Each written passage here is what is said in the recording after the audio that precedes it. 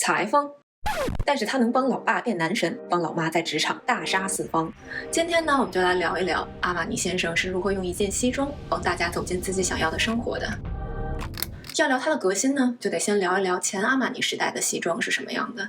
以教父为例啊，能明显看到老一辈的西装有厚厚的垫肩、厚重的衬里，极力打造宽阔的肩膀和挺起的胸膛，塑造一个威严压迫的形象。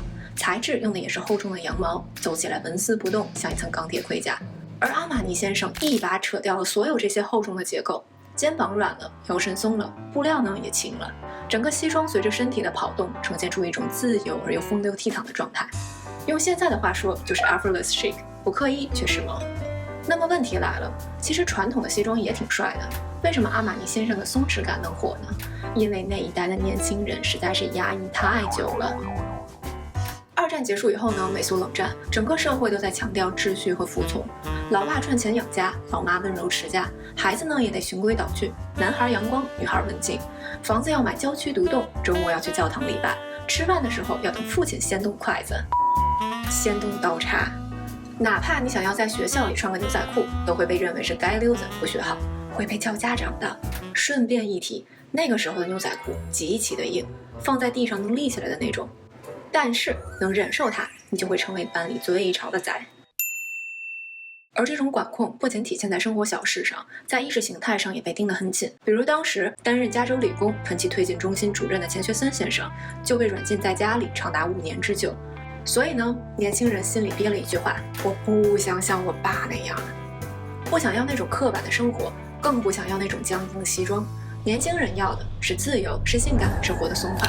于是美国舞男上映了，阿玛尼先生设计的无结构西装让理查德基尔在荧幕上摇曳生姿。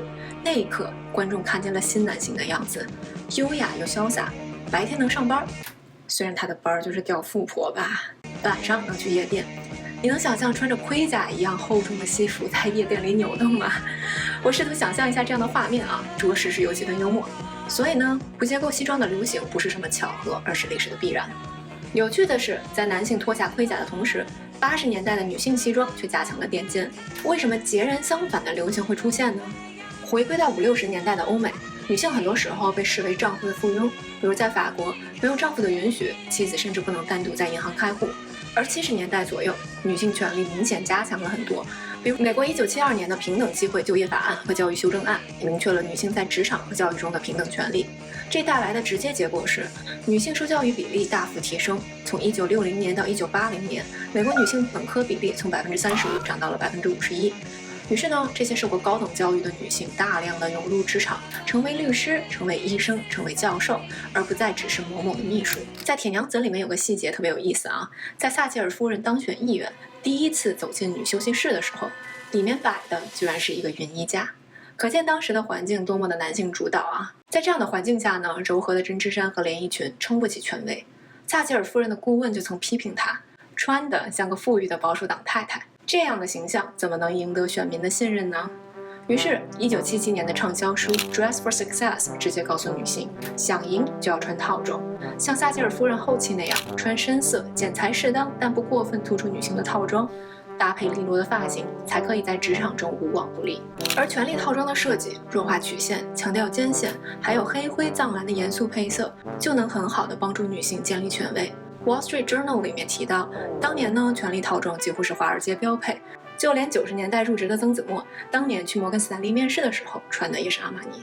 想必啊 ，Google 前 CFO Ruth Port 这样的一代大佬，年轻的时候也没少穿阿玛尼吧。